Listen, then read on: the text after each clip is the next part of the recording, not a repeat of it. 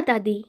सभी भक्तों का स्वागत है हमारे चैनल दुर्गा भक्ति मार्ग में, जहां आपको मिलती हैं रोज नई नई पवित्र कथाएं, व्रत कथा और भक्ति से जुड़ी अद्भुत बातें।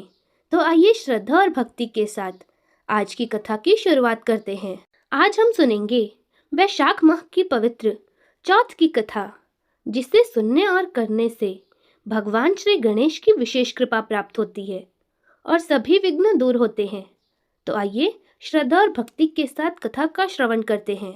एक समय की बात है, किसी गांव में एक बुढ़िया माई अपने बेटे के साथ रहती थी। उसकी माँ 12 महीने की चौथ का व्रत करती और हर महीने की चौथ को 5 चूरमे के लड्डू बनाती, जिसमें से एक चौथ माता का, एक गणेश जी महाराज का, एक गाय का निकाल कर रख देती, एक अपने बेटे को खिलाती और एक स्वयं खाती थी। एक दिन वैशाख महीने की चौथ पर बेटा पड़ोसन के घर गया। वहां चूरमा देखकर पूछने लगा। तब पड़ोसन बोली, आज वैशाख चौथ है, इसीलिए मैंने चूरमा बनाया है। तो वह बोला, मेरी माँ तो हर महीने की चौथ का व्रत करती है। तो पड़ोसन जल्दी से बोली, तेरी माँ चौथ का व्रत थोड़े ही करती है, उसे तो देसी घी के लड्डू खाने की आदत है। तेरी मेहनत की कमाई को बर्बाद कर देती है। सारे लड्डू तो खुद खा जाती है और तुझे बस एक ही देती है। लड़का पड़ोसन की बातों में आ गया और अपनी माँ से बोला, माँ, तुम भी लड्डू खाने के लिए व्रत करती हो और मुझे तो बस एक ही लड्डू देती हो, इसीलिए अब हम यह चौथ का व्रत मत करें। अब तुम यह चौथ का व्रत करना छोड़ ही दो। माँ ने बेटे से कहा, बेटा, मैं तो चौथ माता का व्रत तेरी ही सलामती और सुख शांति के लिए करती हूँ, मैं यह व्रत नहीं छोड़ सकती। इस पर बेटा बोला, यदि तुम व्रत नहीं छोड़ सकती तो मैं तुम्हें छोड़कर विदेश जा रहा हूँ।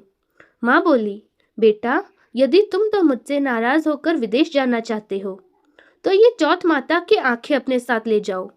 तुम पर कोई संकट आए तो चौथ माता और विनायक जी को याद करके इन्हें डाल देना, तुम्हारा संकट दूर हो जाएगा। उन आंखों को लेकर बेटा विदेश चला गया। रास्ते में उसे खून से भरी एक नदी मिली, जिसे पार करना असंभव था। तभी उसने अपने माँ की बात याद की और उसने एक शाखा चौथ माता का नाम लेकर उस नदी में आंखें डाल दिए और कहा, हे चौथ माता, यदि मेरी माँ सच्ची है और मेरी व्रत करती है तो यह नदी दूध और पानी से भर जाए और मुझे रास्ता दे। उसके ऐसा कहते ही नदी दूध और जल से भर गई और उसे रास्ता मिल गया। आगे चलने पर भयंकर जंगल में उसे एक शेर मिला। उसे खाने के लिए वह उस पर झपटा। तब उसने उस शेर पर चौथ माता की आंखें डाल दिए और शेर पीछे हट गया। आगे चलकर वह एक नगर में पहुंचा। उस नगर के राजा के यहाँ रोज एक मिट्टी के बर्तन के लिए आवा पकता था। वह आवा तब पकता था जब उसमें एक आदमी की बलि दी जाती थी, यानी कोई एक आदमी को बर्तन के साथ जमा आवा में छोड़ दिया जाता था। उस लड़के ने देखा कि एक बुढ़िया माई रोती जा रही है और पूड़े बनाती जा रही है। तो उस लड़के ने कहा कि बुढ़िया माई, क्यों रो रही हो? और आप यदि पूड़े बना रही हो तो कोई अच्छा अवसर है, तो रो क्यों रही हो? तब बुढ़िया माई बोली, आज मेरे इकलौते बेटे की आवा में जाने की बारी है। तब वह लड़का बोला, तो मुझे जल्दी से ये पूड़े खिला दो, मैं चला जाऊंगा। बुढ़िया माई ने मना किया, फिर भी वह नहीं माना। राजा का बुलावा आने पर वह चल दिया। साथ में चौथ माता की आंखें और एक जल का लोटा लेकर वह वहां बैठ गया। दूसरे दिन आवा पककर तैयार हो गया। जब लोग आवा में से बर्तन निकालने लगे तो अंदर से आवाज आई कि भाई, बर्तन धीरे उतारो, कहीं मुझे लग ना जाए। लोगों के आश्चर्य का ठिकाना नहीं रहा। तब उन्होंने राजा को जाकर सारी बात बता दी। राजा स्वयं देखने आया और आवाज सुनकर बोला, अंदर कोई भूत प्रेत है या कोई देवता। तभी लड़का बाहर आ गया। बुढ़िया माई और राजा के पूछने पर उसने कहा, यह चमत्कार मेरी चौथ माता और विनायक जी महाराज के व्रत का फल है। मेरी माँ 12 महीने की चौथ का व्रत मेरी सलामती और सुख शांति के लिए करती थी।